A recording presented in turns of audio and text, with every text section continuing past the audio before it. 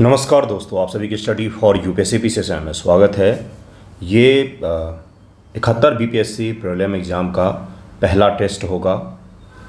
अगर आपने टेस्ट लगा लिया है अभी तक तो इस वीडियो को ध्यानपूर्वक देखिएगा और मैं आपको पहले ही वार्न कर रहा हूँ, कौन से सवाल सही किए हैं इससे ज़्यादा इस पर फोकस कीजिएगा कि कौन से सवाल मेरे गलत हो रहे हैं, क्यों गलत हो रहे हैं, क्या मुझे आ रहा था, आते हुए सवाल को मैंने गलत किया, क्या प्रेशर में मैंने गलत किया। अगर घर पर भी प्रेशर में आप गलत कर रहे हैं, एग्जामिनेशन में तो बहुत ज़्यादा प्रेशर होता है। इसलिए अपनी गलतियों का खुद से इवैल्यूएशन कीजिए। मैं पेपर जब पढ़ाऊंगा, आपको अभी करवाऊंगा वीडियो, तो मैं आपको सभी के उत्तर बताऊंगा। किसी उत्तर में कोई डाउट लगे तो भी आप मुझे मैसेज करके बता सकते हैं, मैं उसमें सुधार करवाऊंगा। ह्यूमन एरर की संभावना सभी जगहों पर होती है। आज के इस वीडियो में हम लोग डिटेल में 150 सवालों को करेंगे। एग्जामिनेशन में आपका प्रयास यही होना चाहिए, हमेशा ही ध्यानपूर्वक सुनिएगा, कि अपने जो एडवांस वाला भाग है जिस पर आपका बहुत ज़्यादा कंट्रोल है, जैसे हिस्ट्री, पॉलिटी, इसमें सवाल कम गलत होते हैं। हमेशा ही कोशिश करना चाहिए हिस्ट्री के भी वो सेक्शन जो आपको आते हैं उसमें से कितने सवाल आपके सही हो रहे हैं, कितने गलत हो रहे हैं, इसका भी आप एनालिसिस यहाँ पर करना सीख जाएं। स्टेटमेंट वाले गलत हो रहे हैं, वन लाइनर गलत हो रहे हैं, कौन सा गलत हो रहा है मेरा। कृपया करके अपनी गलतियों को पहचानने पर सबसे ज़्यादा जोर दीजिएगा। और सबसे मुख्य बात, किसी भी टेस्ट सीरीज को 3 बार लगाना होता है।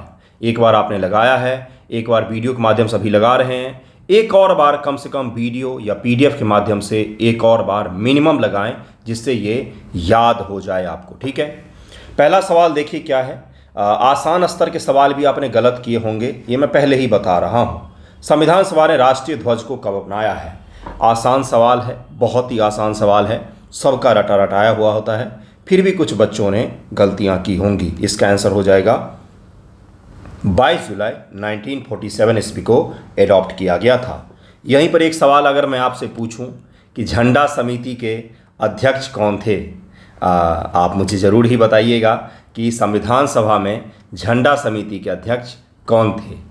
अगला सवाल है कि भारतीय संविधान के निर्माण के समय निम्नलिखित में से कौन सी घटनाएं घटित हुई थीं। पहला स्टेटमेंट है कि 1942 के क्रिप्स मिशन में संविधान सभा का प्रस्ताव रखा गया था। क्रिप्स मिशन सभी को याद होगा। The Cripps mission of 1942 propose a constituent assembly, ये इसमें कहा गया है। क्या ये सही है या गलत है? 1940 का अगस्त प्रस्ताव में संविधान निर्माण के अधिकार को स्वीकार किया गया। संविधान सभा की पहली बैठक 9 दिसंबर 1946 ईस्वी को हुई थी। कौन सा स्टेटमेंट सही है ये आपसे पूछा गया है। कौन सी घटनाएं घटित हुई थीं, कौन कौन सा इसमें से सही माना जा रहा है। इसका आंसर क्या हो जाएगा? केवल एक, 2, 1, 2, 3, 1, 2, 3 हो जाएगा। तीनों का तीनों यहाँ पर सही दिया हुआ है, तीनों का तीनों यहाँ पर सही दिया हुआ। 1930 के बाद का जो घटनाक्रम है, मुख्य रूप से गांधीवादी आंदोलन से ही शुरू कर लीजिए। 1917 के पश्चात का जो घटनाक्रम है वो सभी के सभी सीक्वेंस में और डिटेल में पढ़े हुए होने चाहिए। हर एक पॉइंट आपको पता होना चाहिए। प्रीलिम एग्जाम में सबसे ज़्यादा सवाल वहीं से पूछा जाएगा। 26 नवंबर 1949 को संविधान के कौन से प्रावधान लागू किए गए थे? नागरिकता और चुनाव दोनों लागू कर दिए गए थे। नागरिकता, चुनाव, मौलिक अधिकार तीनों ही लागू कर दिए गए थे। तीसरे का आंसर क्या हो जाएगा? तीसरे का आंसर हो जाएगा केवल और केवल नागरिकता और चुनाव के प्रावधान लागू हुए थे, मौलिक अधिकार वगैरह लागू नहीं हुआ था। ये 26 जनवरी 1950 के पश्चात से लागू होगा, क्योंकि संविधान के साथ लागू होगा, ये संविधान के साथ में लागू होगा। संविधान सभा की सदस्यता के बारे में निम्न से कौन सा कथन सही है? प्रारंभ में सदस्य 399 थे, विभाजन के बाद 289 रह गए थे। ब्रिटिश प्रांत के सदस्य आनुपातिक प्रतिनिधित्व से चुने गए थे। रियासतों में प्रत्यक्ष चुनाव से सदस्य चुने जाते। पढ़ने में आसान सवाल है लेकिन बहुत ही टिपिकल सवाल है। 70 बीपीएससी प्रीलियम में भी आपके साथ में यही हुआ। आसान सवाल है, आसान सवाल आया, नाच रहे थे। एग्जामिनेशन हॉल के बाद जब टेस्ट आंसर की मिलाया तो पता चला कि कट ऑफ नहीं बन पा रहा है। 399 नहीं 389 थे, 289 नहीं 299 बच गए थे। मैंने 3 और 2 को बस रिप्लेस करवा दिया था क्योंकि फंसाना था, गलत करवाना था। बहुत सारे बच्चों ने गलत किया भी होगा। 389 से 299 रह गए थे, इसीलिए पहला गलत है। प्रत्यक्ष चुनाव नहीं हुआ था और ऊपर अप्रत्यक्ष चुनाव हुआ था, अप्रत्यक्ष चुनाव हुआ था। तो इसका आंसर क्या हो जाएगा? केवल और केवल दूसरा यहाँ पर सही है, केवल और केवल दूसरा सही है। यहाँ पर रियासतों में चुनाव नहीं, नामांकन करके भेजा गया था, नामांकन करके भेजा गया था। अगले सवाल पर चलते हैं गुरु। किस अधिनियम ने प्रांतों में द्वैध शासन प्रणाली लागू की थी? 5 का आंसर क्या हो जाएगा? इसका आंसर बड़ा ही आसान है। इसका आंसर हो जाएगा 1990 के एक्ट में प्रांतों में लागू किया गया था, प्रांतों में लागू किया गया था। भारत शासन अधिनियम 1919 के तहत चैम्बर ऑफ प्रिंसेस की पहली बैठक कब हुई थी? बहुत ही खराब सवाल है ये, मुझे पता है। आप समझ रहे होंगे कि इस प्रकार के सवाल को कैसे याद करेंगे। एग्जामिनेशन में जब भी इस प्रकार के सवाल आए, जो दिखने में तो वन लाइनर लग रहा है लेकिन घातक सवाल है, हमेशा ही स्किप कर दीजिए। क्यों 1/3 आप निगेटिव में जा रहे हैं? नरेंद्र मंडल का नाम तक नहीं सुना होगा आपने, बहुत सारे। चैम्बर ऑफ प्रिंसेस का नाम नहीं सुना होगा बहुत सारे बच्चों ने। ये 1919 एक्ट के तहत में एक चैम्बर स्थापित किया गया था, एक छोटा सा मंत्रिमंडल टाइप का मंडल स्थापित किया, जिसको नरेंद्र मंडल हिंदी में कहा जाता है। भारत के जितने रियासत के राजकुमार राजा वगैरह थे ना, उन सभी को इसमें बिठाया जाता था। उनसे रियासत के साथ में अंग्रेजी सरकार जो है वो डील करती थी। इसकी पहली बैठक कब हुई थी? कैसे याद होगा? दिखने में आसान सवाल है, इसीलिए डाला गया कि आप इसको स्किप करें, मत कीजिए इस सवाल को। अगर आपको नहीं आ रहा है तो बिल्कुल स्किप कर दीजिए। इसका आंसर क्या हो जाएगा? छठे का आंसर हो जाएगा, छठे का आंसर हो जाएगा ए। 8 फरवरी 1921 को इसकी पहली बैठक हुई थी। अगला सवाल है, किस संशोधन द्वारा अनुच्छेद 16 में 4A जोड़ करके अनुसूचित जाति जनजाति को पदोन्नति में आरक्षण दिया गया है? खतरनाक सवाल हो जाएगा, बहुत सारे बच्चे इसमें गलती कर सकते हैं। लेकिन ये लूसेंट वगैरह अगर आप प्रैक्टिस करते हैं, घटना चक्र, तो उसमें PYQ का सवाल है। इसका आंसर हो जाएगा सी। 77वें संशोधन 1995 के द्वारा ये दिया गया था। संविधान सभा द्वारा किए गए कार्यों का सही क्रम क्या है? अंबेडकर का पहला भाषण, डॉक्टर अंबेडकर का पहला भाषण, राष्ट्रध्वज को अपनाना, राष्ट्रमंडल सदस्यता का अनुमोदन, नेहरू जी का उद्देश्य प्रस्ताव। सीक्वेंस में लगाइए। मैंने हमेशा ही बोला है कि भाइयों बहनों, सीक्वेंस में पढ़िए, कहानियों के जैसे पढ़िए, कभी भी इनमें दिक्कत नहीं आएगा। 8 का आंसर क्या हो जाएगा? 8 का आंसर क्या हो जाएगा? इसका आंसर हो जाएगा सी। 4, 1, 2, 3 हो जाएगा। उद्देश्य प्रस्ताव 15 दिसंबर 1946। उसके बाद अंबेडकर जी का पहला भाषण कब है? तो 17 दिसंबर 1946। राष्ट्रध्वज को अपनाया गया 22 जुलाई 1947। राष्ट्रमंडल का अनुमोदन किया गया है 28 अप्रैल 1949 ईस्वी को। राष्ट्रमंडल यानी कि ब्रिटिश अभी भी राष्ट्रमंडल बिलोंग करता है, भारत राष्ट्रमंडल का सदस्य है। ब्रिटिश क्राउन के अंतर्गत आने वाले जितने भी देश थे उस समय के, उन सभी को मिलाकर के एक छोटा सा वर्ल्ड लेवल का एक संगठन बनाया गया, जिसको राष्ट्रमंडल कहा गया। मुख्य रूप से अप्रासंगिक है ये संगठन, कोई इसका मायने नहीं है, फिर भी है। क्या इसमें वैसे देश भी शामिल हैं जो ब्रिटिश उपनिवेश नहीं थे? हाँ, शामिल हैं, कुछ देश तो ऐसे शामिल भी हैं।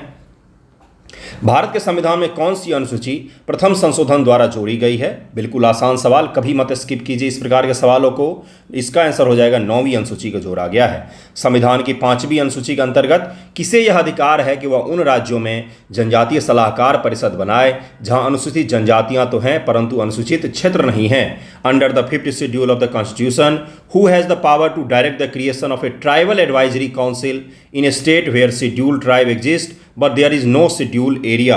जहां पर शेड्यूल ट्राइब्स तो हैं लेकिन शेड्यूल एरिया नहीं घोषित किया गया है, तो यह अधिकार किसके पास में दिया गया है? संविधान की 5वीं अनुसूची के तहत में। 10 का आंसर क्या हो जाएगा? 10 का आंसर हो जाएगा बी। ये हमारे देश के प्रेसिडेंट को यह अधिकार दिया गया है, राष्ट्रपति को यह अधिकार दिया गया है। द कोएलिशन ईयर के पुस्तक के लेखक कौन है? 11 का आंसर क्या हो जाएगा? प्रणब मुखर्जी महोदय थे इसके पुस्तक के लेखक, बहुत ही फेमस पुस्तक मानी जाती है।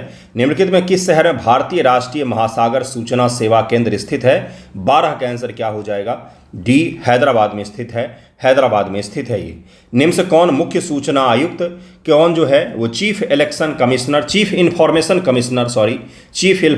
कमीशन, मुख्य सूचना आयुक्त की नियुक्ति करने वाली समिति जो होती है उसके सदस्य हैं? किस किस से मिलकर के एक समिति बनती है जो मुख्य सूचना आयुक्त की नियुक्ति के लिए पर्सन को सेलेक्ट करते हैं? 13 का आंसर क्या हो जाएगा? देखिए क्या क्या है। प्रधानमंत्री, लोकसभा में विपक्ष का नेता, राज्यसभा में विपक्ष का नेता, प्रधानमंत्री द्वारा नामित कैबिनेट मंत्री, लोकसभा अध्यक्ष, कौन कौन शामिल होते हैं? 13 का आंसर हो जाएगा ए। 1, 2, 4 प्रधानमंत्री होते हैं, लोकसभा विपक्ष के नेता, प्रधानमंत्री द्वारा नामित कोई कैबिनेट मंत्री। 3 मेंबर से बनती है जिसमें प्रधानमंत्री महोदय होंगे, एक एलओपी जिसको लोकसभा का पोजीशन लीडर कहा जाता है, और तीसरे प्रधानमंत्री द्वारा नामित कोई मिनिस्टर होंगे। यानी कि सरकार को इसमें वरीयता प्राप्त होती है, सरकार जिसको चाहे उसको सूचना आयुक्त बना सकती है। ये फिलहाल में ही बदलाव किया गया है, 2019 में ही बदलाव किया गया है। भारत की आकस्मिक निधि निम्न में से किसके अधीन है? The contingency fund of India is under the authority of which of the following? किसके अधीन है? CAG, finance commission, president, parliament, किसके अंतर्गत काम करता है भारत का आकस्मिक निधि? 14 का आंसर क्या हो जाएगा? ये हमारे राष्ट्रपति जी के अधीन होता है, राष्ट्रपति जी के अधीन होता है। आर्टिकल 267 में इसकी चर्चा की गई है, ये भी ध्यान रखिएगा। केशवानंद भारती का सवाल है, नेक्स्ट सवाल है, 15 नंबर सवाल है। इस मामले में सुनवाई भारत के मुख्य न्यायाधीश एएन रे की अध्यक्षता वाली 13 न्यायाधीशों की संविधान पीठ ने किया था। इतनी बार केशवानंद भारती केस पढ़ा है, बहुत सारे बच्चों तो बस रट के बैठे केशवानंद भारती, केशवानंद भारती। न केस के बारे में पता है, न किस जज ने फैसला दिया, कौन जज सीजेआई था, कुछ पता नहीं है। कहाँ के थे केशवानंद भारती, क्या केस था, कुछ पता नहीं, बस रटे पड़े हैं। केशवानंद भारती, गोलकनाथ केत्र केस, उसके बाद से कौन सा है, कौन है वो, संजय गांधी की पत्नी का क्या नाम है, उनका भी एक केस है, सब रटे पड़े हैं। लेकिन कभी जीवन में गूगल करके नहीं देखा कि केशवानंद भारती केस था क्या। केशवानंद भारती जहाँ पर आदि गुरु शंकराचार्य जी का 780 ईस्वी में जन्म हुआ था, वहाँ पर एक मठ था, उस मठ के अध्यक्ष थे, मठाधीश थे केशवानंद भारती महोदय, जिनका लैंड जो है वो कम्युनिस्ट पार्टी की सरकार जब केरल में बनी तो उसके द्वारा उनका लैंड एक्वायर कर लिया गया, छीन लिया गया। तो केस कर देते हैं सुप्रीम कोर्ट ऑफ इंडिया में कि ये हमारे मौलिक अधिकारों का उल्लंघन है, कृपया करके इसमें सुनवाई किया जाए। लेकिन सुप्रीम कोर्ट ऑफ इंडिया में वो केस हार जाते हैं केशवानंद भारती महोदय। लेकिन उस केस में सुप्रीम कोर्ट ने एक बहुत ही बड़ा फैसला दिया जिसको मूल ढांचा का सिद्धांत कहा जाता है। कभी सर्च कीजिएगा, केशवानंद भारती जी की मृत्यु कुछ वर्ष पहले ही हुई है। उनके नाम पर सोचिए संविधान का बेसिक स्ट्रक्चर है ना, लेकिन उस केस के बारे में कभी आपने सर्च करके नहीं पढ़ा। जब भी कुछ खुद से भी तो क्यूरियोसिटी होती है कि भाई क्या है ये केस, एक बार सर्च कीजिएगा।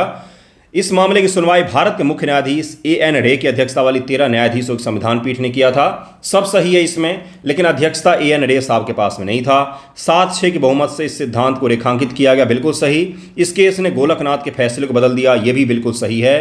पहला गलत है क्योंकि एएन रे नहीं थे, सीजेआई एमएच सीकरी साहब ने यह फैसला दिया था, इसलिए पहला गलत हो जाएगा। दूसरा और तीसरा बिल्कुल सही दिया हुआ है। 1973 का ये फैसला है जो भारतीय संविधान का सबसे महत्वपूर्ण फैसला माना जाता है। किस संविधान द्वारा संशोधन द्वारा दिल्ली को राष्ट्रीय राजधानी क्षेत्र घोषित किया गया है? किस संविधान संशोधन द्वारा दिल्ली को राष्ट्रीय राजधानी क्षेत्र घोषित किया गया? हाल ही में दिल्ली चुनाव हुआ है। 16 का आंसर क्या हो जाएगा? 16 का आंसर हो जाएगा डी 69 CAA। आप मुझे बस एक चीज़ बता दीजिए, दिल्ली की पहली महिला मुख्यमंत्री कौन थी? दिल्ली की पहली महिला मुख्यमंत्री कौन थी? क्योंकि फिलहाल में भी महिला मुख्यमंत्री ही हैं और आपने सर्च तो किया नहीं होगा, इसीलिए मैंने छोटा सवाल पूछा है। कौन सा अनुच्छेद उच्च न्यायालय को मौलिक अधिकारों के प्रवर्तन के लिए निर्देश जारी करने का अधिकार देता है? उच्च न्यायालय के लिए कौन सा आर्टिकल है? बहुत आसान, बहुत आसान, आर्टिकल 226 है। Which article empower the high court to issue direction for the enforcement of fundamental rights? 226 के तहत में हाई कोर्ट को ये शक्तियां दी गई हैं। 18 का आंसर क्या हो जाएगा? 17 का आंसर क्या हो जाएगा? ए इसका आंसर हो जाएगा। 18 नंबर सवाल है, निम्न से कौन सी समिति केवल राज्य विधानमंडल से संबंधित है, संसद से संबंधित नहीं है? 18 का आंसर क्या हो जाएगा? अस्थायी निकाय समिति इसको कहा जाता है। 18 का आंसर हो जाएगा सी हो जाएगा, सी हो जाएगा। पंचायती राज संस्थानों की ये समिति होती है। Committee on local bodies and Panchayati Raj institutions, ये केवल और केवल राज्यों में गठित की जाती है, संसद में ये एग्जिस्ट नहीं करती है। किस संविधान संशोधन द्वारा अनुच्छेद 39A को जोड़ा गया जो निःशुल्क कानूनी सहायता सुनिश्चित करता है? अगर आपको कृपया याद ना हो तो हमेशा ही इस प्रकार के सवालों को स्किप किया कीजिए, लेकिन जब मैंने DPSP पढ़ाया था तो मैंने ये पढ़ाया हुआ है। 19 का आंसर क्या हो जाएगा? इसका आंसर हो जाएगा ये 42वां कॉन्स्टिट्यूशनल अमेंडमेंट एक्ट के द्वारा इसको जोड़ा गया। मैंने बताया था आपको कि निःशुल्क कानूनी सहायता इंदिरा गांधी जी के समय में शुरू किया गया था, 42वां संविधान संशोधन के द्वारा किया गया था। इसका आंसर ए हो जाएगा। निम्न से किस भाषा को 1967 में 8वीं अनुसूची में शामिल किया गया है? 1967 का मैंने पूछा हुआ है, 1967 का मैंने पूछा हुआ है। इसमें यह भी देखिए कि हाल फिलहाल में किसको शामिल किया गया है, क्या आप उसको एलिमिनेट कर पा रहे हैं? और अगर नहीं एलिमिनेट कर पा रहे हैं तो हाथ जोड़िए और आगे बढ़ जाइए। कृपया मत इस प्रकार के सवालों का रिस्क लीजिए, अगर नहीं आता है तो नहीं छूना है। पहले इस सिद्धांत को सीखिए, अगले 4-5 टेस्ट में बहुत काम आएगा। ठीक है, इसका आंसर क्या हो जाएगा? सी हो जाएगा। सिंधी भाषा को शामिल किया गया था, इसका आंसर सी हो जाएगा। किस अनुच्छेद के अंतर्गत अध्यक्ष सदन के किसी सदस्य को उसकी मातृभाषा में बोलने की इजाज़त दे सकता है? यूपीएससी PYQ है ये सवाल, यूपीएससी प्रीलिम एग्जाम में पूछा जा चुका है, इसीलिए सवाल आपसे पूछा जा रहा है। बताइए इसका आंसर क्या हो जाएगा? Under which article can the speaker allow a member of the house to speak in their mother tongue? किस आर्टिकल में ये चीज़ लिखा हुआ है? स्पीकर को ये अधिकार प्राप्त है, ये भी ध्यान रखिएगा। जो सदन के स्पीकर होते हैं राज्यसभा में, राज्यसभा के स्पीकर जो होंगे, अध्यक्ष जो होते हैं, और लोकसभा में जो लोकसभा के होंगे, उनके पास में अधिकार प्राप्त है कि वो क्या कर सकें, वो आसानी से इसको अलाउ कर सकें कि आप अपनी मातृभाषा में बोलिए। जैसे मेरी मातृभाषा मैथिली है तो मैं मैथिली में बोल सकता हूँ। कोई ज़रूरी नहीं है कि वो भाषा संविधान की 8वीं अनुसूची में शामिल हो। 21 का आंसर क्या हो जाएगा बंधुओं? आर्टिकल 120(1) में कहा गया है, आर्टिकल 120(a) भी कहा जाता है, 1 भी कहा जाता है, इसी में कहा गया है, इसी का आंसर बी आंसर हो जाएगा। B.R. अम्बेडकर जी के अनुसार निम्नलिखित में से कौन सा अनुच्छेद भारत के संविधान का हृदय व आत्मा है? हृदय, आत्मा, लंग, लीवर जो बोलिए सब यही है। इनके अनुसार आर्टिकल 32 कहा जाता है, इसका आंसर डी हो जाएगा, जिसमें रिट की बात की गई है, अलग अलग वहाँ पर रिट दिए गए हैं। अगला सवाल है कि निम्न से कौन स्वतंत्र भारत के भारतीय सेना के प्रथम भारतीय कमांडर इन चीफ थे? Sam Manekshaw, KM Cariappa, KM Thimayya, SN Shrinagesh. Who was the first Indian commander in chief of the Indian army after independence? कौन थे? आसान सवाल है ये, इसका आंसर हो जाएगा बी, KM करियप्पा थे। इसका आंसर 23 का आंसर बी हो जाएगा। भारत में रहने वाले ब्रिटिश नागरिकों को निम्न से कौन सा अधिकार प्राप्त नहीं है? आप मुझे बताइए। आर्टिकल 15, 16, 19, 29 और 30 यही आर्टिकल हैं जो भारतीय नागरिकों के लिए हैं। बाकी सब के सब आर्टिकल सभी के लिए उपलब्ध हैं। 24 का आंसर क्या हो जाएगा? 24 का आंसर हो जाएगा ए हो जाएगा, व्यापार और व्यवसाय की स्वतंत्रता, क्योंकि आर्टिकल 19 के तहत में ये केवल भारतीय नागरिकों को प्राप्त है। इसका मतलब ये नहीं कि ब्रिटेन के नागरिक यहाँ पर रह करके ये काम नहीं कर सकते हैं, बिल्कुल कर सकते हैं, लेकिन उनका मूल अधिकार नहीं होगा। ये आर्टिकल 15, 16, 19, 29, 30 में जो लिखा हुआ है वो आर्टिकल उनका मूल अधिकार नहीं है। बाकी कर तो बिल्कुल सकते हैं, व्यापार कर सकते हैं, बच सकते हैं, लेकिन अगर सरकार उनके व्यापार पर रोक लगा देती है तो वो सुप्रीम कोर्ट में जाकर ये नहीं बोल सकते हैं कि भाई साहब हमारे मूल अधिकार का उल्लंघन हुआ है। नहीं, क्योंकि आपको ये मूल अधिकार प्राप्त ही नहीं है। संघ लोक सेवा आयोग के अध्यक्ष को निम्न से किसके द्वारा पद से हटाया जा सकता है? बहुत आसान सवाल। प्रधानमंत्री द्वारा, राष्ट्रपति द्वारा, महाभियोग द्वारा, मंत्रिपरिषद के द्वारा। 25 का आंसर क्या हो जाएगा? 25 का आंसर क्या हो जाएगा? बहुत सारे बच्चों ने इसमें गलतियां की होगी, इसीलिए मुझे हंसी आ रही है, क्योंकि बहुत सारे ने महाभियोग मारा होगा। राष्ट्रपति के द्वारा हटाया जा सकता है। देखिए, मैंने आपको समझाया था जितने संवैधानिक बॉडीज़ हैं उनमें यूपीएससी जो है उसके जो अध्यक्ष होते हैं उनको हटाने की प्रक्रिया थोड़ी सी अलग है। इसमें जांच होता है, सुप्रीम कोर्ट देखता है, सुप्रीम कोर्ट राष्ट्रपति जी को बोलता है, राष्ट्रपति जी हटा देते हैं। इसका वो हटाने की प्रक्रिया बाकी सभी कॉन्स्टिट्यूशनल बॉडी के जो प्रमुख होते हैं उनको हटाने की प्रक्रिया से थोड़ी सी अलग है, और ये 65वीं बीपीएससी प्रीलिम एग्जाम में पूछा जा चुका है। चलिए अगला सवाल पर चलते हैं। निम्नलिखित में से किस लोकसभा ने अपना 5 वर्ष का कार्यकाल पूरा नहीं किया है? 26 नंबर सवाल है, बड़ा ही टिपिकल सा सवाल है। 13वीं लोकसभा जो थी 6 फरवरी 2004 को कार्यकाल पूरा होने से पहले ही इसको भंग कर दिया गया था और प्री इलेक्शन करवा लिया गया था, जिसमें अटल बिहारी वाजपेयी जी की सरकार हार गई थी। उनको उम्मीद थी कि हम जीत जाएंगे, लेकिन नहीं जीत पाए थे। निम्न से कौन नीति आयोग के शासी परिषद का भाग नहीं है? कौन उसका नीति आयोग का शासी परिषद का भाग नहीं है? तो इसका आंसर क्या हो जाएगा? 27 का हो जाएगा सभी राज्यों के मुख्यमंत्री, दिल्ली तथा पंडिचेरी के मुख्यमंत्री, राज्यों के राज्यपाल, अंडमान निकोबार द्वीप के लेफ्टिनेंट गवर्नर। गवर्निंग बॉडी होता है छोटा सा नीति आयोग का, जिसमें कौन कौन शामिल होते हैं यही पूछा गया है आपसे। यहाँ इंग्लिश में सासी लिख गया है। शासी परिषद को इंग्लिश में क्या बोलेंगे? एक एडमिनिस्ट्रेटिव बॉडी होती है छोटी सी नीति आयोग के तहत में, जो सारे फैसले करती है, उसके बारे में पूछा गया है। 27 का आंसर क्या हो जाएगा? राज्यों के राज्यपाल उसमें शामिल नहीं होते हैं, सभी राज्यों के मुख्यमंत्री शामिल होते हैं। दिल्ली या पंडिचेरी के मुख्यमंत्री शामिल होते हैं।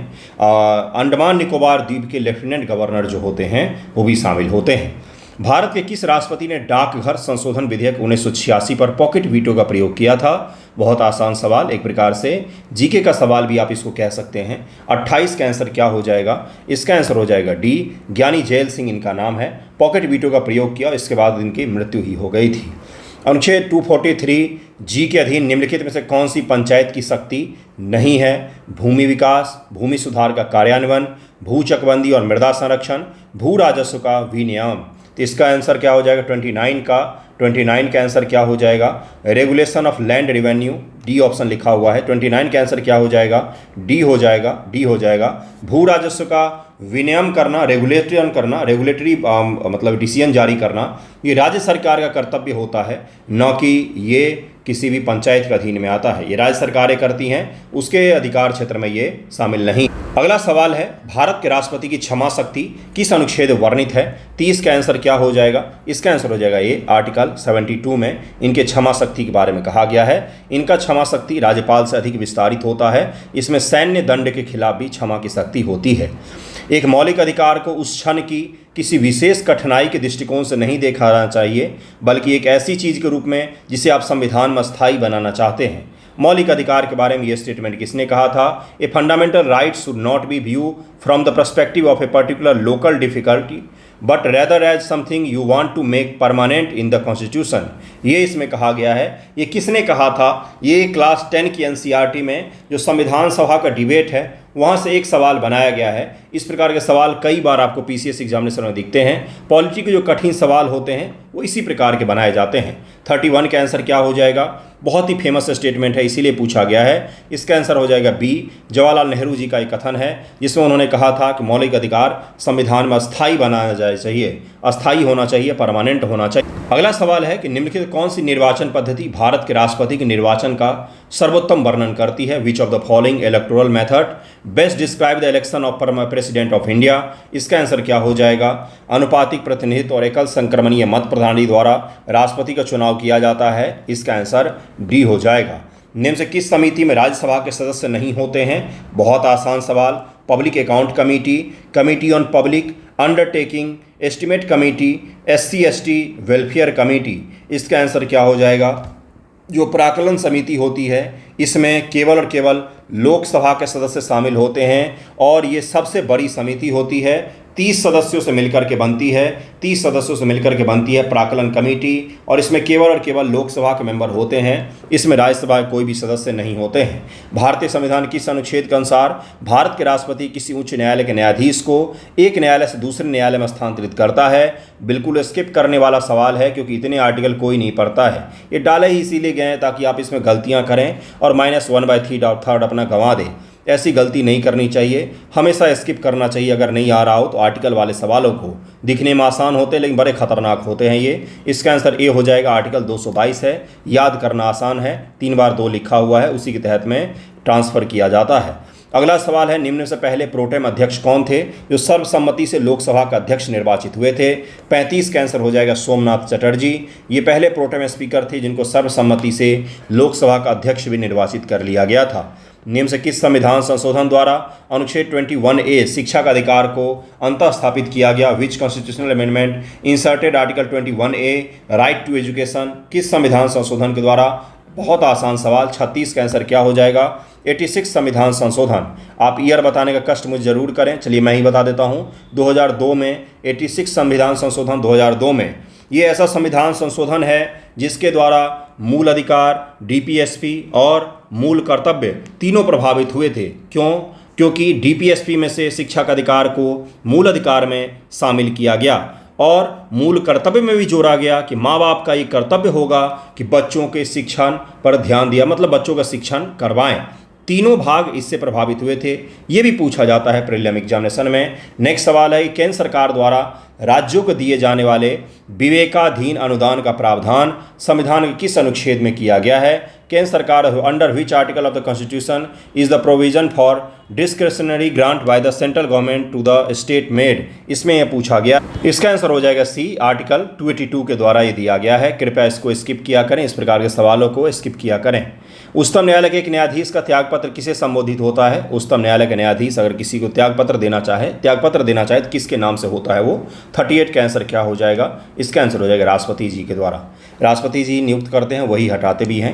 निम्न से किस राज्य में द्विसदनीय, मतलब उन्हीं के नाम से त्यागपत्र होता है। हटाया तो महाभियोग प्रक्रिया के द्वारा जाता है। निम्न से किस राज्य में द्विसदनीय विधायिका है? आसान सवाल लेकिन टिपिकल सवाल, फंस सकते हैं बहुत सारे लोग, गलती कर सकते हैं, याद नहीं कर पाते हैं कई सारे लोग उन राज्यों के नाम जहां पर 2 सदन है। 39 का आंसर क्या हो जाएगा? इसका आंसर हो जाएगा सी, कर्नाटक में द्विसदनीय है। विधानसभा का सत्र आयोजित करने के लिए आवश्यक कोरम क्या है? विधानसभा का सदस्य आयोजित करना है, मतलब कि सत्र आयोजित करना है तो कोरम मिनिमम कितने मेंबर होना चाहिए तभी जाके ये आयोजित हो पाएगा? 40 का आंसर क्या हो जाएगा? इसका आंसर हो जाएगा डी, कुल सदस्य का 10वां 1/10 यानी कि 500 मेंबर हैं तो कम से कम 50 मेंबर तो होने ही चाहिए, तभी जाके सत्र आयोजित किया जा सकता है। नेक्स्ट सवाल पर चलते हैं। अगला सवाल देखिए क्या है, भारतीय संविधान के निम्नलिखित कौन सी विशेषता आयरिश संविधान से प्रेरित है? हमेशा ही किसी भी एग्जामिनेशन में आपको पेपर में बहुत सारे ऐसे सवाल मिलेंगे जो बिल्कुल हल्के होते हैं, आप उनको ढूंढने में देर करते हैं, इसलिए बाद में आप उसको गलत करा के आ जाते हैं। आसान सवालों को पहले टारगेट किया कीजिए। 3 अटेम्प्ट में पेपर सॉल्व करना होता है। पहली बार उठाइए, शुरू से अंत तक जाइए। इस प्रकार के सवाल जो आपको देखते ही बन रहे थे उन सभी को टिक कर लिया। हर पेपर में इस प्रकार के 20 कम से कम सवाल होते हैं। भले यूपीएससी का ही पेपर उठा लीजिए, वहाँ पर भी इस प्रकार के मिनिमम 15 से 20 सवाल होते हैं जो आपने सही से अगर प्रिपरेशन किया है तो एक बार में अगर आप घूमेंगे शुरू से अंत तक में तो 15 से 20 सवाल आप पहले अटैम्प्ट में कर ले जाएंगे। फिर दूसरा अटैम्प्ट शुरू होता है पेपर का, जिसमें वैसे सवालों करना है जिसमें आधा हिस्सा आ रहा था या कुछ सोचने की आवश्यकता थी, उसको किया जाता है। फिर थर्ड अटैम्प्ट होता है जिसे विशुद्ध रूप से तुक्का लगाया जाता है। वैसे सवाल जिनमें आपको आंसर गेस करने हैं, जो करने ही पड़ेंगे भले ही आप कितना भी तैयार करके जाएं, तो उनको सबसे लास्ट अटैम्प्ट में लगाया जाता है। ठीक है, पहले ही अटैम्प्ट में तुक्केबाजी नहीं शुरू करते हैं कभी भी, ये भी ध्यान रखिएगा, इसको विशेष रूप से ध्यान रखिएगा। कुछ स्ट्रेटजी अपनाइए पेपर करने के तरीकों में। इसका आंसर क्या हो जाएगा बंधुओं? जो राज्य के नीति निदेशक तत्व हैं, डीपीएसपी है, वो कहाँ से लिया गया है? वो आयरिश संविधान से लिया गया है। निम्न से कौन सा अनुच्छेद श्रमिकों को पर्याप्त वेतन न दिए जाने से संबंधित है? 42 का आंसर क्या हो जाएगा? आर्टिकल 23 जो है इसमें इसको प्रतिबंधित किया गया है कि आप श्रमिकों को बलात्श्रम से नहीं रख सकते हैं, आपको उनको पर्याप्त वेतन देना ही पड़ेगा। आर्टिकल 23 है जिसमें कहा गया कि जबरन श्रम और मानव तस्करी पर रोक लगाता है। यदि श्रमिकों को न्यूनतम मजदूरी से कम भुगतान किया जाता है तो अनुच्छेद 23 का उल्लंघन माना जाएगा, इसलिए इसका आंसर सी हो जाएगा। संवैधानिक उपचारों में किसे पोस्टमार्टम कहा जाता है? पोस्टमार्टम यानी कि आफ्टर डेथ, है ना? पोस्टमार्टम यानी कि आफ्टर डेथ, घटना घटित हो चुकी है, अब आप आए हो कार्रवाई करने, इसी को पोस्टमार्टम कहा जाता है। इसका आंसर क्या हो जाएगा? 43 का आंसर हो जाएगा। उत्प्रेषण जो रिट है इसको कहा जाता है पोस्टमार्टम कहा जाता है। इसका आंसर ए हो जाएगा। भारत शासन अधिनियम 1935 के तहत निम्न से कौन सा प्रावधान नहीं है, ये पूछा जा रहा है आपसे। 44 का आंसर क्या हो जाएगा?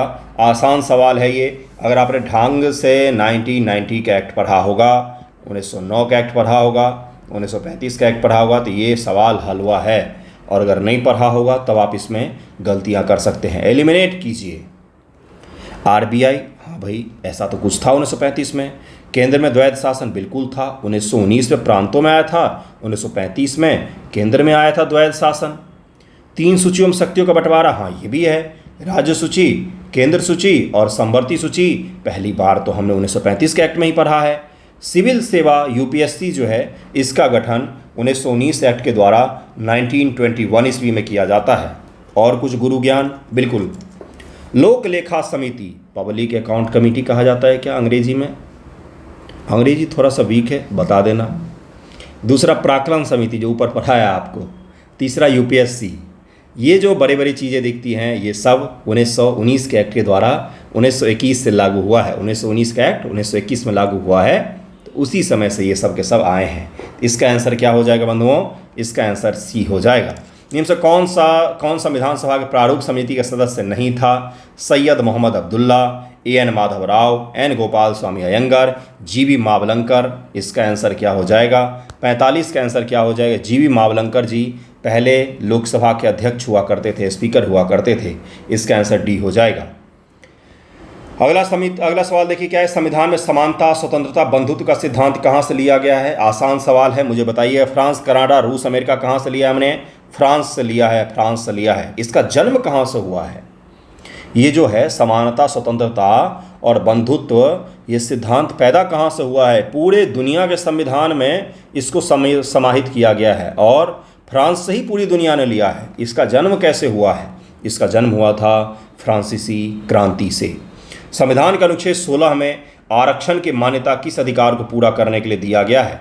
प्रतिष्ठा की समानता, equality of opportunity, class equality, social equality, वर्ग समानता, सामाजिक समानता, किसके लिए दिया गया है? तो ये दरअसल में दिया गया है इक्वालिटी ऑफ अपॉर्चुनिटी के लिए दिया गया है। अवसर की समानता के लिए आरक्षण का प्रावधान बनाया गया है। अगला सवाल स्टेटमेंट वाला है। संविधान सभा के सदस्य सार्वभौमिक वयस्क मताधिकार द्वारा चुने गए थे। संविधान सभा में वयस्क मताधिकार का प्रावधान बिना विवाद के सर्वसम्मति से पारित हुआ। 48 का आंसर क्या हो जाएगा? बी हो जाएगा, बॉम्बे। केवल 2 इसका आंसर हो जाएगा, इसका 2 हो जाएगा। पहला गलत दिया हुआ है, सार्वभौमिक वयस्क मताधिकार द्वारा नहीं चुना गया था, अप्रत्यक्ष मताधिकार द्वारा चुना गया था। इसका आंसर बी फॉर बॉम्बे हो जाएगा। पहला गलत दिया हुआ है। आसान सवाल है, ढंग से करना चाहिए आपको।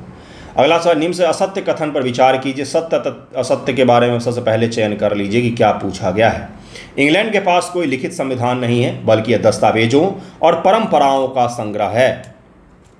सबसे पहला टॉपिक जो पढ़ते हैं ना, व्हाट इज कॉन्स्टिट्यूशन, उससे ये सवाल बनाया गया है कि संविधान है क्या, संविधान के प्रकार क्या हैं।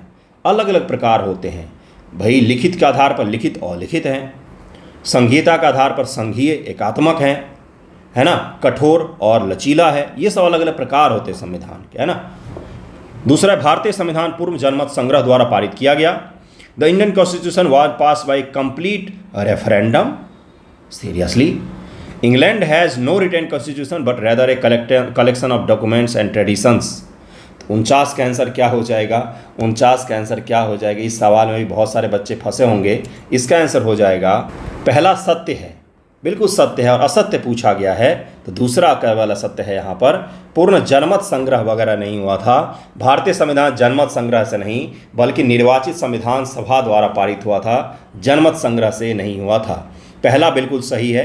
इंग्लैंड के पास में कोई रिटेन कॉन्स्टिट्यूशन नहीं है। लिखित संविधान उसको कहा जाता है जहाँ पर संविधान का 51% से ज़्यादा हिस्सा लिखित हो, लेकिन इंग्लैंड में लिखित नहीं है। वहाँ पर परंपरा, ट्रेडिशन के आधार पर संविधान बनाया गया है। लोकतंत्र का प्रतीक कौन सी स्वतंत्रता को माना गया है? तो दरअसल में 50 का आंसर क्या हो जाएगा? लोकतंत्र का प्रतीक भारतीय संविधान में वो धार्मिक स्वतंत्रता को माना गया है, रिलीजियस फ्रीडम को माना गया है। क्योंकि भारत के जो संविधान बनाने वाले थे उनके अकॉर्डिंग जिस देश में धार्मिक स्वतंत्रता होती है, सभी को अपने अपने धर्मों के मानने की और सभी प्रकार के विचारों को मानने की, दरअसल में वही लोकतंत्र माना जाता है। ये सवाल 50 का सी है। सर, निम्नलिखित कथन में से सत्य कथन में विचार करें। Consider the following statement. सरकार मौलिक अधिकारों की गारंटी और सुरक्षा प्रदान करती है। संसद कानून बनाकर मौलिक अधिकारों में परिवर्तन कर सकती है। 51 का आंसर क्या हो जाएगा? 51 का आंसर हो जाएगा डी। सरकार मौलिक अधिकारों की गारंटी नहीं, संविधान मौलिक अधिकारों की गारंटी देता है। आता हुआ एक और शानदार सा सवाल आप गलत कर चुके हैं क्योंकि आपने सही से पढ़ा नहीं। द गवर्नमेंट गारंटी, गवर्नमेंट तो हमेशा फिराक में रहती, कैसे फंडामेंटल राइट को कम किया जाए, है ना।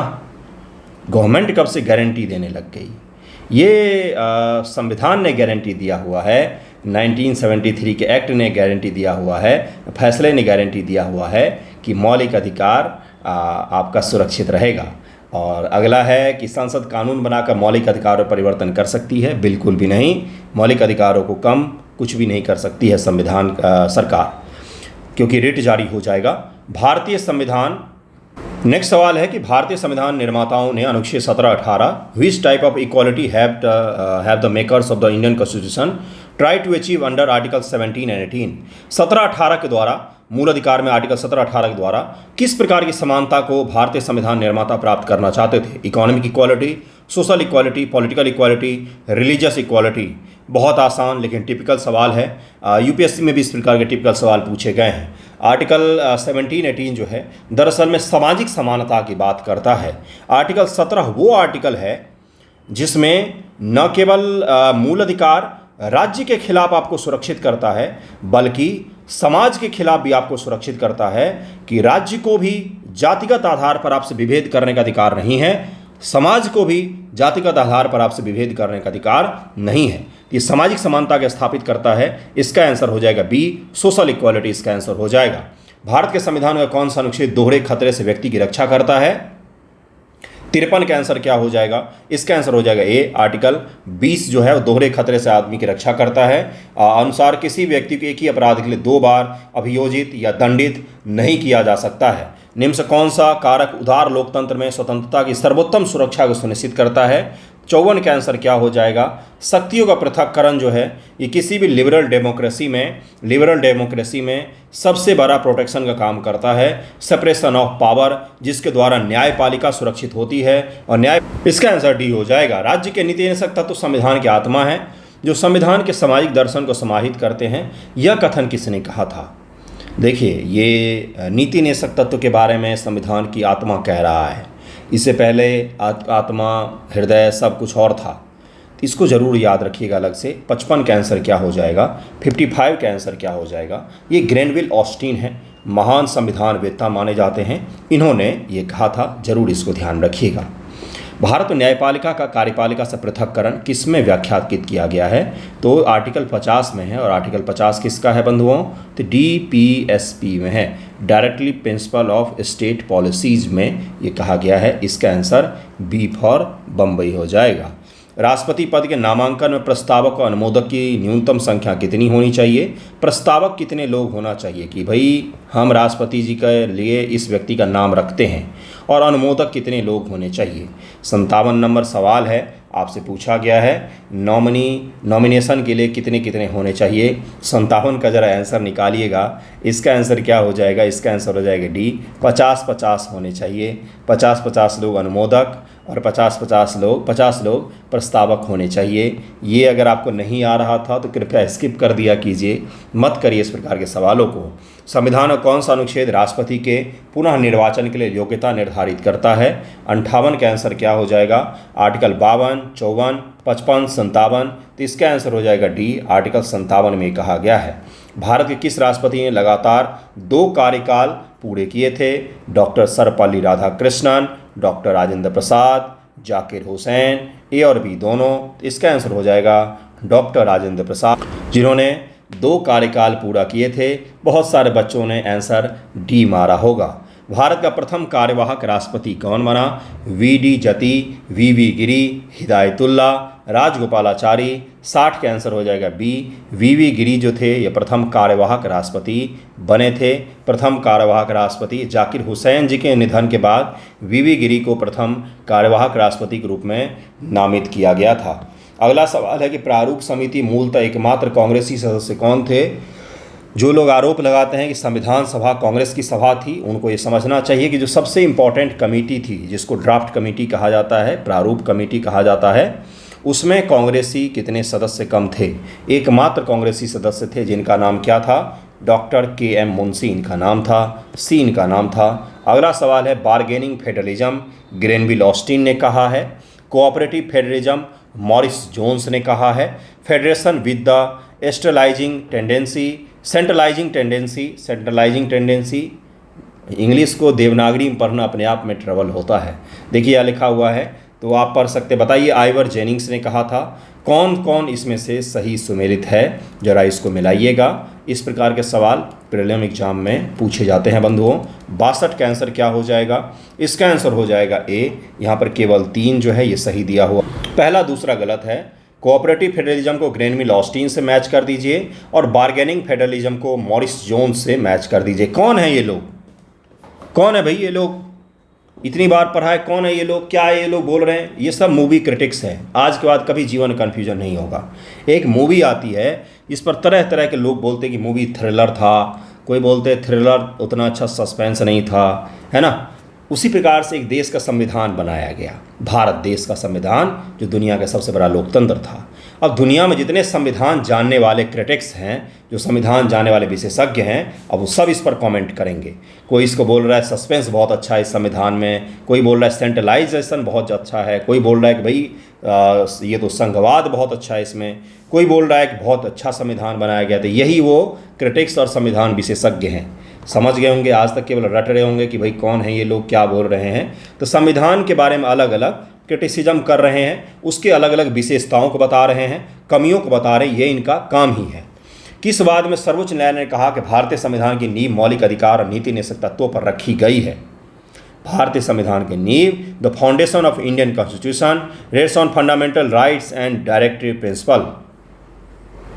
किस बात में कहा है? 63 का आंसर क्या हो जाएगा? इसका आंसर हो जाएगा बी, मिनर्वा मिल्स वाद में कहा गया है। 1980 का मामला है ये। जितने भी ये बड़े बड़े मामले दिखते हैं ना आपको, सब पैसा कौड़ी का मामला है, सब पैसा का मामला है, पैसा संपत्ति इसी जुड़े हुए मामले हैं जिसमें सुप्रीम कोर्ट ने बहुत सारे फैसले दिए हैं। किस संविधान संशोधन द्वारा मतदान की उम्र 21 वर्ष से घटा करके 18 वर्ष की गई? बिल्कुल बहुत ही आसान सवाल, कभी भी गलत नहीं होना चाहिए इस प्रकार के सवाल। 64 का आंसर क्या हो जाएगा? डी, 61 संशोधन 1989, राजीव गांधी जी की सरकार थी। किसने भारतीय संविधान को वकीलों का स्वर्ग कहा? 65 का आंसर क्या हो जाएगा?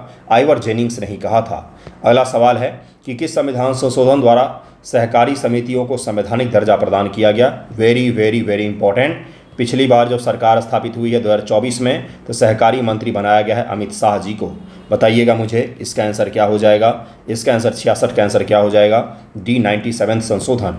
किस संशोधन में आंतरिक उपद्रव को सशस्त्र विद्रोह में परिवर्तित किया गया है? 67 का आंसर क्या हो जाएगा? इसका आंसर हो जाएगा ए, 44वें संविधान संशोधन के द्वारा ये काम किया गया। इसका आंसर ए हो जाएगा। अगला सवाल है जिसे भाग को मैच करना है, भाग 8, भाग 10, भाग 14, भाग 16। इसको मैं एक्सप्लेन बिल्कुल भी नहीं करूंगा, इस प्रकार के सवाल आपसे गलत नहीं होने चाहिए। सी इसका आंसर हो जाएगा।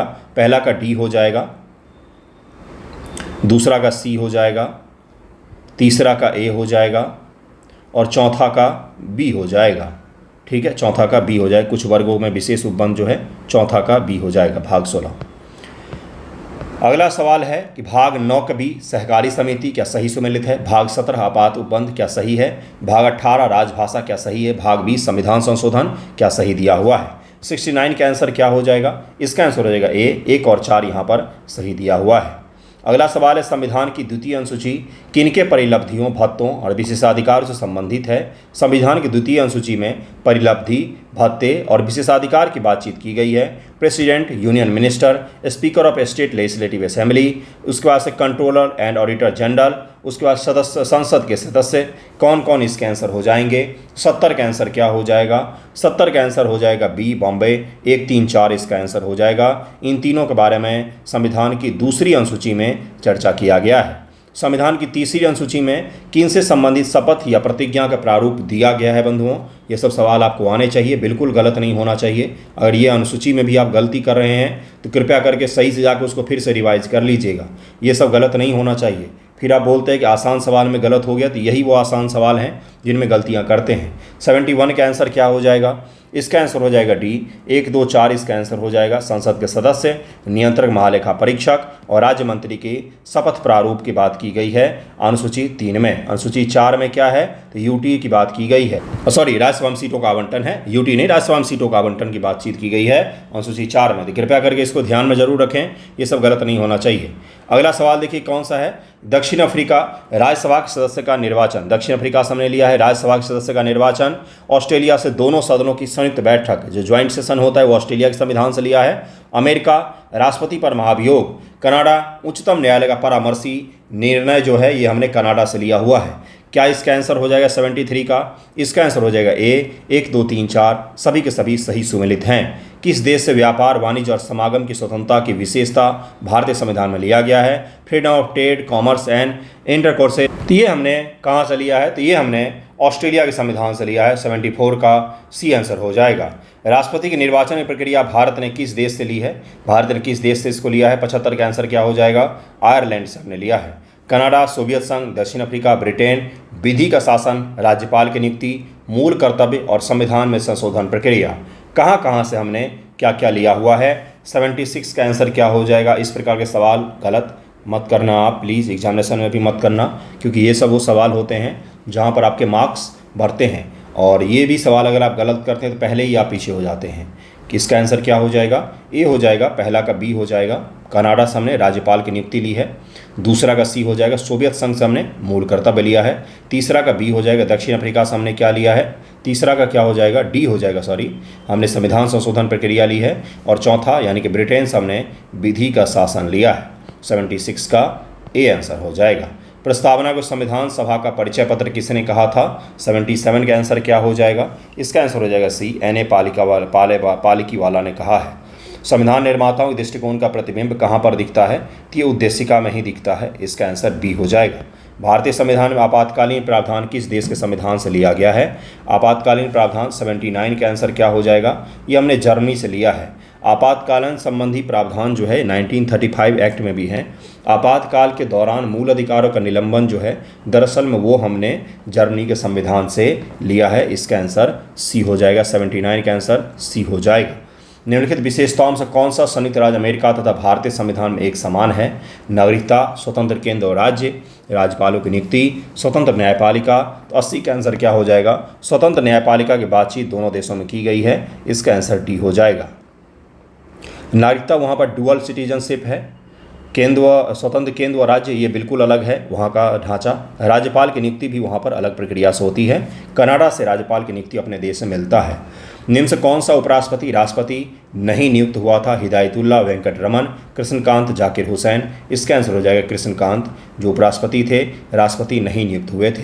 अगले सवाल पर चलते हैं। अगला सवाल है, भारत के राष्ट्रपति अपनी शक्तियों का प्रयोग करते हैं, कैसे करते हैं? सीधे अथवा अपने अधीनस्थ अधिकारियों के द्वारा, मंत्रियों के द्वारा, प्रधानमंत्री के द्वारा, मंत्रिमंडल के द्वारा। तो सीधे अथवा अधीनस्थ अधिकारियों के द्वारा करते हैं, यही राष्ट्रपति के आर्टिकल में लिखा हुआ है। इसका आंसर ए हो जाएगा। गलती से भी प्रधानमंत्री या मंत्री मत मारिएगा, मंत्रिमंडल भी मत डालिएगा। जो संविधान में लिखा हुआ है डायरेक्टली और थ्रू सबऑर्डिनेट ऑफिसर्स, उनके लिए सबऑर्डिनेट ऑफिसर्स जब सब शब्द आ गया तो वही मंत्रिमंडल कहलाता है।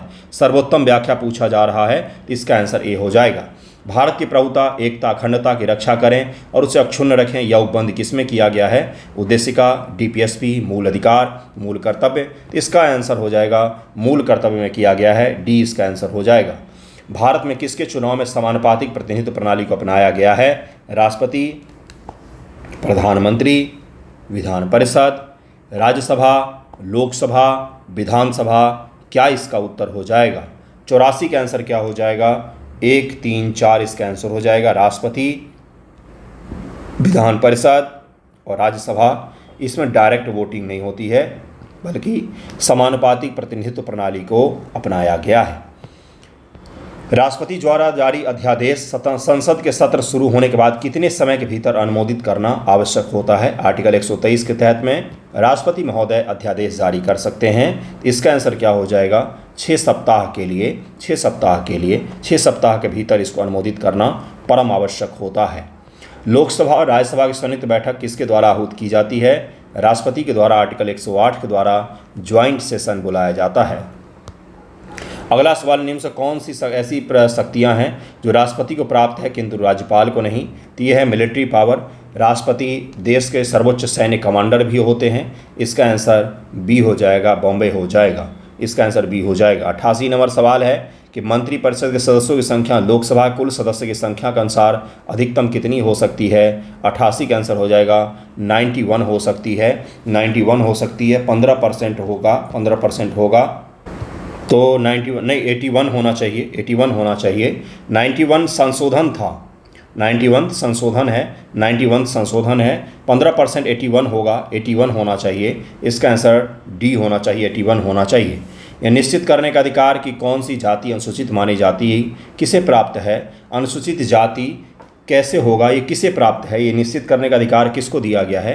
तो 89 का आंसर क्या हो जाएगा, ये राष्ट्रपति महोदय को प्राप्त है। अनुसूचित जातियों की लिस्ट वगैरह तैयार करना ये उन्हीं का अधिकारिता क्षेत्र में आता है, वो खुद नहीं तैयार करते हैं बल्कि निश्चित करने का अधिकार उन्हीं को दिया गया है। उन्हीं को दिया गया मतलब मंत्रिमंडल उनसे करवाती है। प्रधानमंत्री के संबंध में असत्य कथनों पर विचार कीजिए। राष्ट्रपति और लोकसभा के बीच सेतु का काम करते हैं प्रधानमंत्री जी। प्रधानमंत्री की मृत्यु या त्यागपत्र से मंत्रिपरिषद भंग हो सकती है। कौन सा इसमें से असत्य है, 90 का आंसर क्या हो जाएगा, असत्य आपसे पूछा गया है, असत्य पूछा गया है तो इसका आंसर हो जाएगा, पहला असत्य दिया हुआ है, राष्ट्रपति और लोकसभा नहीं संसद के बीच में सेतु का काम करते हैं प्रधानमंत्री जी। लोकसभा नहीं होगा गुरु, बल्कि संसद होगा। संसद और सरकार दोनों हो सकता है। इसका आंसर ए हो जाएगा, इसका आंसर ए हो जाए, पहला असत्य है, दूसरा बिल्कुल सही दिया हुआ है। निम्न से कौन सा एक भारत के राष्ट्रपति और राज्यपाल के बीच समान नहीं है, कौन सा एक समान नहीं है। 91 का आंसर क्या हो जाएगा, शक्तियों पर संवैधानिक प्रतिबंध, मंत्रिपरिषद के परामर्श से कार्य, न तो संसद न ही विधानमंडल का सदस्य होना, महाभियोग की प्रक्रिया। 91 का आंसर हो जाएगा महाभियोग की प्रक्रिया।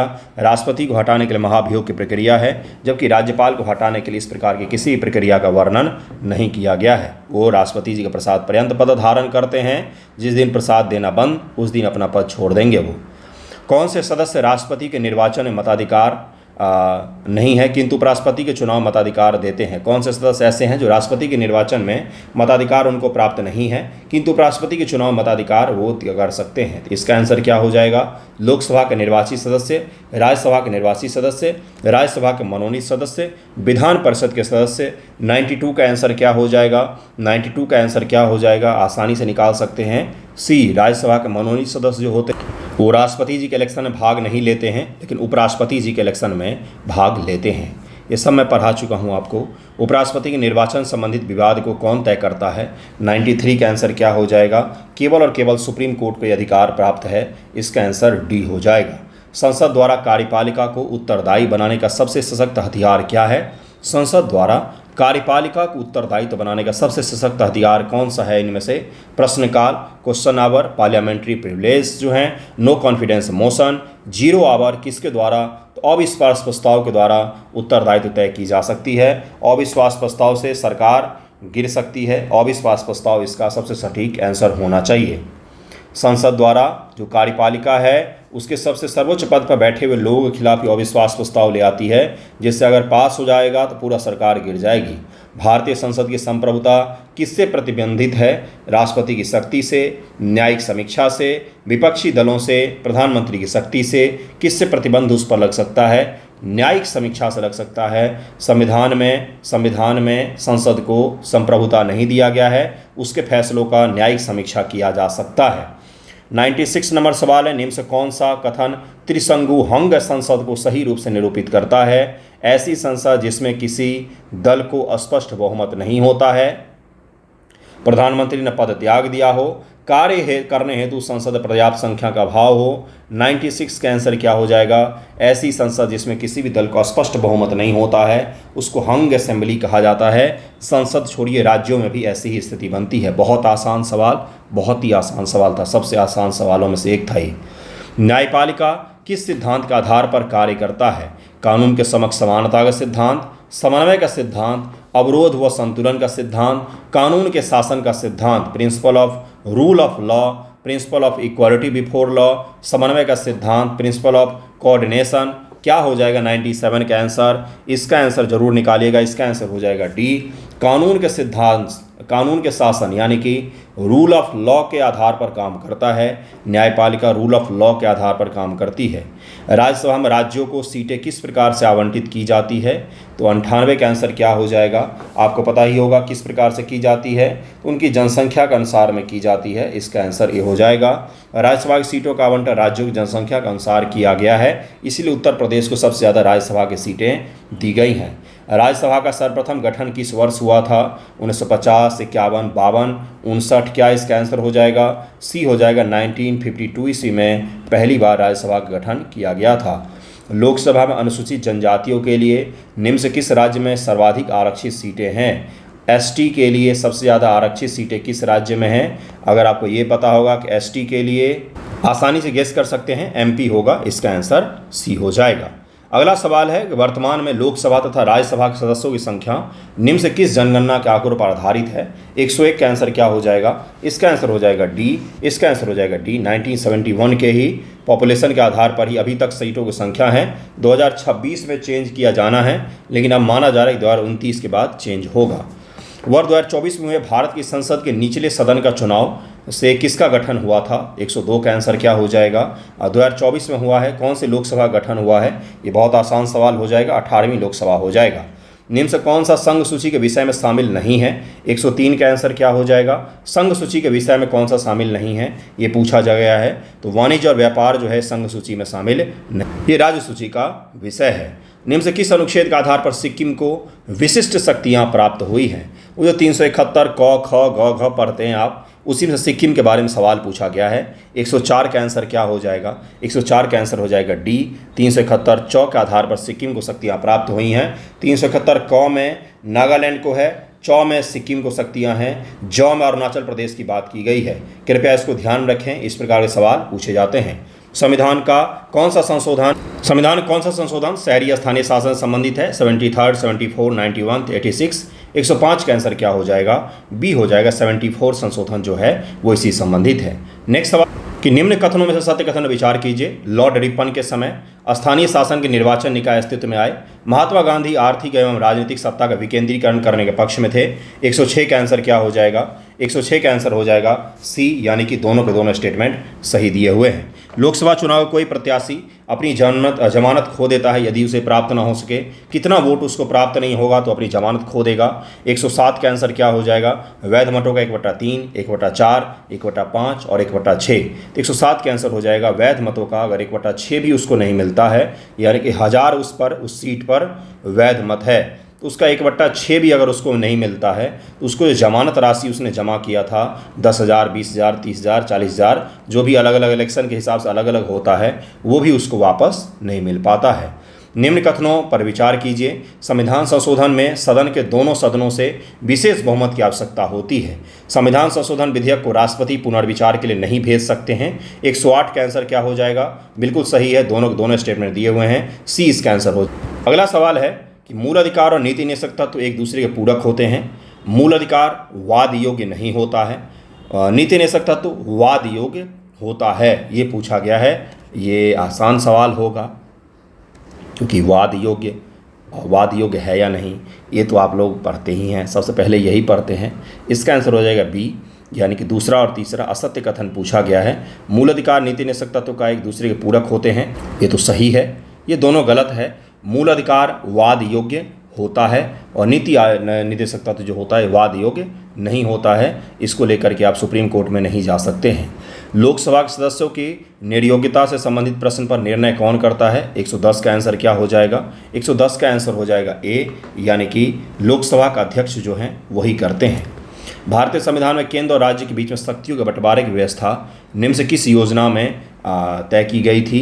तो 1909 के एक्ट में, 1935 के एक्ट में, 1919 के एक्ट में। तो इसका आंसर क्या हो जाएगा, 1935 के एक्ट में राज्य सूची, केंद्र सूची और समवर्ती सूची बनाई गई थी। तो इसका आंसर बी फॉर बॉम्बे हो जाएगा।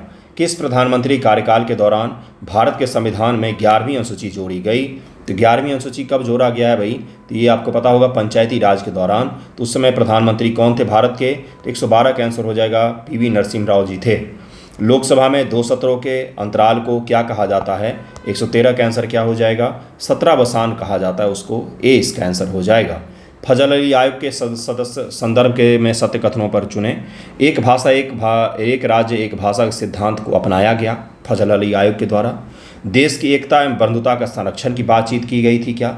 114 का आंसर क्या हो जाएगा इसका, 114 का आंसर हो जाएगा यहाँ पर दूसरा केवल सही हो जाएगा। फजल अली ने एक भाषा एक राज्य के सिद्धांत को नहीं स्वीकृति दी थी, लेकिन उसने ये जरूर बोला था कि राज्यों को बनाने में आप भाषा को एक क्राइटेरिया के रूप में रख सकते हैं, लेकिन एक भाषा एक राज्य की संकल्पना को उसने ठुकरा दिया था। इसका आंसर बी फॉर बॉम्बे हो जाएगा। केवल दूसरा यहाँ पर सही है, पहला यहाँ पर गलत दिया हुआ है।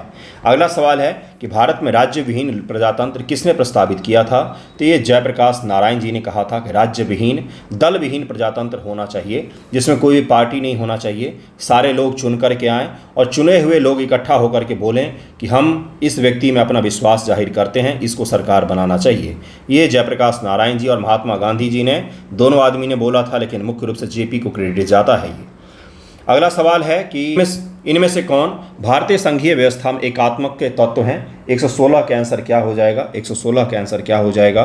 116 का आंसर पूछा गया है आपसे। बी हो जाएगा दूसरा, तीसरा, छठा। राज्यपालों की नियुक्ति, राज्यसभा में असमान प्रतिनिधित्व, और छठा हो जाएगा द्विसदनीय व्यवस्थापिका। ये इसका आंसर हो जाएगा। इसका आंसर बी हो जाएगा। भारतीय संघवाद को सहकारी संघवाद किसने कहा था? 117 का आंसर क्या हो जाएगा? ये सवाल तो रिपीट भी हो सकता है, कितनी ही बार मैंने आपको समझाया है। इसका आंसर हो जाएगा ग्रेनविल ऑस्टिन ने कहा था, जी ऑस्टिन ने कहा था। ऊपर वाले सवाल में करेक्शन कर देता हूँ। द्विसदनीय व्यवस्थापिका ने अखिल भारतीय सेवाएं होंगी। 2, 3, 5 इसका आंसर होना चाहिए। इसके आंसर में करेक्शन कर लीजिएगा, शायद मिसटाइप हुआ होगा। 2, 3, 5 इसका आंसर होना चाहिए। शक्तियों का राज्यपाल की नियुक्ति और राज्यसभा में असमान प्रतिनिधित्व और अखिल भारतीय सेवाएं एकात्मक के तत्व माने जाते हैं। द्विसदनीय व्यवस्था तो संघीयता के तत्व माने जाते हैं, ये एकात्मक के तत्व माने जाते हैं। कृपया इसको करेक्ट कर लीजिएगा। हो सकता है यहाँ पर मिसटाइप हो गया हो आंसर में और ऑप्शन में मिसटाइप हो गया हो। ओके, इसका आंसर क्या हो जाएगा? 2, 3, 5। अगले सवाल पर चलते हैं। किसने कहा था कि भारत अर्धसंघात्मक राज्य है? 118 है। Harold Laski, Ivor Jennings, Lord Bryce, KC Wheare. किसने कहा था? 118 का आंसर क्या हो जाएगा? 118 का आंसर हो जाएगा डी, केसी व्हीलर ने कहा था। भारत शासन द्वारा राजकीय चिन्ह कब से अंगीकृत किया गया था? 119 का आंसर क्या हो जाएगा? 26 जनवरी 1950 से इसको अंगीकृत किया गया है। संविधान में हमारे राष्ट्र का उल्लेख किन नामों से किया गया है? तो हमारे राष्ट्र, हमारे देश का नाम जो है भारत अथवा इंडिया कहा गया है। हिंदी में भारत कहा जाता है और इंग्लिश में इंडिया। इस संविधान में ही वर्णित किया गया है। संविधान में कहा गया है India that is Bharat, Bharat that is India. Bharat बराबर ही है भारत जो कि इंडिया है, इंडिया जो कि भारत है, मतलब हिंदी इंग्लिश नाम दोनों इसी में दिया गया है। भारत में एक नया राज्य सृजित करने वाले विधेयक को पारित होना अनिवार्य है। कैसे? तो साधारण बहुमत से इसको पारित किया जा सकता है। 121 का आंसर क्या हो जाएगा? इसका आंसर हो जाएगा ए, संसद के साधारण बहुमत द्वारा इसको पारित किया जा सकता है। 1950 के राज्य पुनर्गठन अधिनियम द्वारा कितने राज्य और संघीय क्षेत्र स्थापित किए गए थे? तो 122 का आंसर क्या हो जाएगा? 14 राज्य और 6 संघीय क्षेत्र स्थापित किए गए थे उस समय। किस संविधान संशोधन द्वारा दिल्ली को राष्ट्रीय राजधानी क्षेत्र का दर्जा दिया गया? ये सवाल तो इस पेपर में ऊपर भी था, आपको जो पेपर मिला होगा उसमें ये चेंज हो जाएगा। ठीक है। अगला सवाल, निम्नलिखित कथनों में से कौन सा सत्य है? गोवा को 1987 में पूर्ण राज्य का दर्जा मिला है। दीव व खंबात की खाड़ी में एक टापू है। दीव जो है खंबात की खाड़ी में एक टापू है, क्या ये सही है? दादर और नागर हवेली 1954 तक फ्रांसीसी शासन के अधीन थे। 1973 में मैसूर का नया नाम कर्नाटक रखा गया है। आसान सवाल है क्या? हो सकता है आप इसमें गलती कर बैठें। देखिए इसका आंसर क्या हो जाएगा? 124 का। इसका आंसर सी हो जाएगा। इसमें से ये असत्य है, दादर और नागर हवेली फ्रांसीसी नहीं पुर्तगाली शासन के अधीन थे। पुर्तगाली शासन के अधीन थे। फ्रांस के अंदर केवल पंडिचेरी ही था, बाकी सब पुर्तगालों के अंदर में था। इसका आंसर सी हो जाएगा। सिक्किम किस संविधान संशोधन द्वारा राज्य बनाया गया? 125 का आंसर क्या हो जाएगा? डी हो जाएगा। 35वें संविधान संशोधन द्वारा राज्य बनाया गया है। आंध्र प्रदेश एक भाषाई राज्य के रूप में कब गठित किया गया है? 126 का आंसर क्या हो जाएगा? 1953 में गठित किया गया है। निम्न से किन समितियों ने केंद्र राज्य संबंधों के संदर्भ में अनुशंसा की है? सहकारी आयोग, प्रशासनिक सुधार आयोग, मदन मोहन पुंछी आयोग। इसका आंसर क्या हो जाएगा? 127 का। डी हो जाएगा। तीनों के तीनों ने ही केंद्र और राज्य के संबंधों के बारे में अनुशंसाएं की हुई हैं। मंत्रिपरिषद में फेरबदल करने का अधिकार किसके पास में है? तो ये प्रधानमंत्री जी के पास में है, वो इसमें फेरबदल कर सकते हैं। भारत का प्रधानमंत्री नियुक्त होता है, निर्वाचित होता है, मनोनीत होता है, चयनित होता है, क्या होता है? 129 का आंसर क्या हो जाएगा? Elected, selected, nominated, appointed. इसका आंसर क्या हो जाएगा? प्राइम मिनिस्टर ऑफ इंडिया क्या होते हैं? तो नियुक्त किए जाते हैं, राष्ट्रपति जी के द्वारा नियुक्त किया जाता है। इसका आंसर डी हो जाएगा। अगला सवाल है, बिहार में प्रथम बार राष्ट्रपति शासन लगाने के समय बिहार में राज्यपाल कौन थे? 130 का आंसर क्या हो जाएगा? नित्यानंद कानूनगो थे उस समय, 1968 में ये लगाया गया था।